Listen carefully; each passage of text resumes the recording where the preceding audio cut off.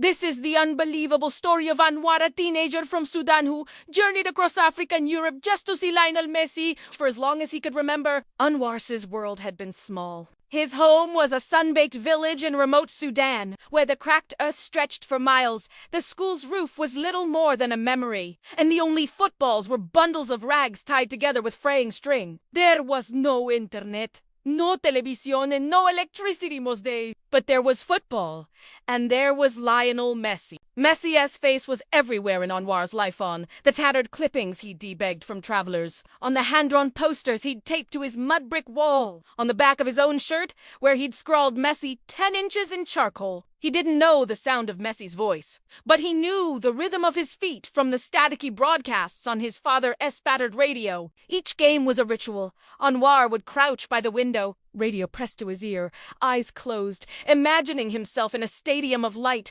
watching his hero glide across the grass. One evening, after a particularly triumphant match, Anwar told his older brother, "One day, I'll see Messi." Somehow, his brother laughed, tousling his hair.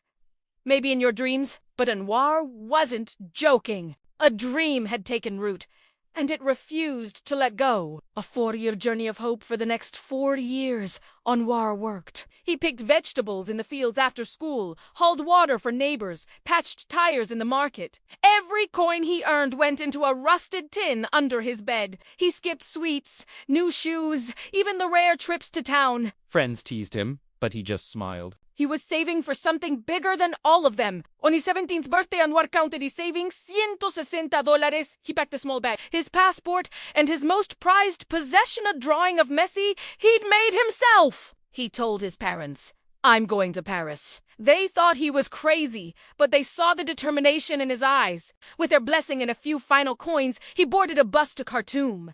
The journey that followed was nothing short of epic. From Khartoum, he found a ride across the border to Libya, then a flight to Tunisia, then a train to Rome. In every city, Anwar held up a handwritten sign. Looking for Messi, a kind family in Italy bought him lunch and gave him a train ticket to Barcelona just in case Messi was visiting his home city. He had $14 and a dream. Messi made the rest happen. Barcelona! The first heartbreak. Anwar arrived at Camp Nou, The legendary stadium he'd only seen in magazines. He sat outside the gates for hours, hoping for a glimpse of his idol. But Messi wasn't there. He had already transferred to Paris Saint-Germain.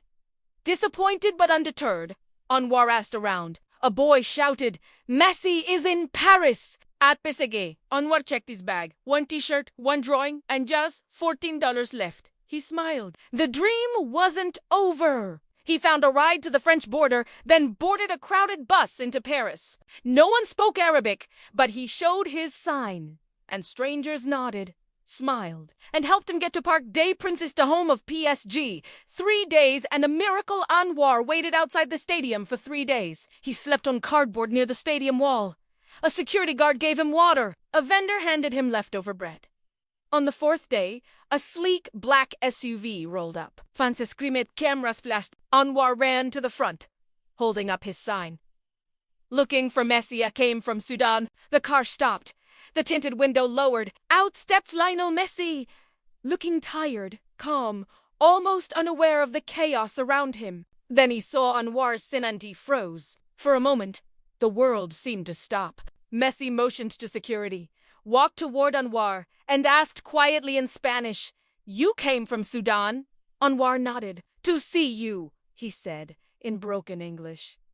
Messi smiled. He took Anwar by the hand and said, "Then come in." Said he would never forget. That afternoon, Anwar sat in a lounge inside the stadium, clutching a PSG jersey signed in silver ink, his name written across the back. For 30 minutes, he talked with Messi through a translator.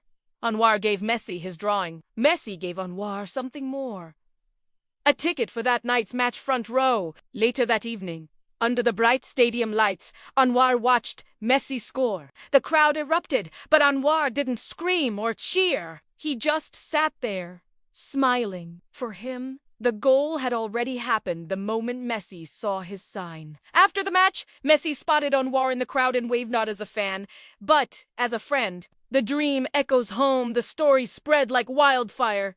Sudanese teen travels across Africa to meet Messi. Messi invites boy inside after seeing handmade sign. Football unites the world, one dream at a time. When reporters asked Messi why he stopped, "Esa it simply he believed so much, I had to believe with him." Anwar returned home weeks later.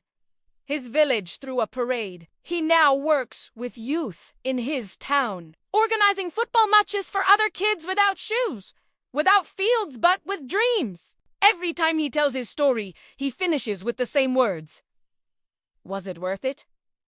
I would have gone twice as far. The power of a dream. Anwar's journey is proof that sometimes the world does make space for impossible dreams. With $14, a backpack, and a heart full of hope, he crossed continents for a chance to meet his hero. Messi did the rest, reminding us all that greatness is not just about talent, but about kindness, humility, and the willingness to believe in someone else's dream. For Anwar, the real victory wasn't just meeting Messi, it was showing the children of his village and the world that no dream is too big, no journey too far, if you believe enough to take the first step.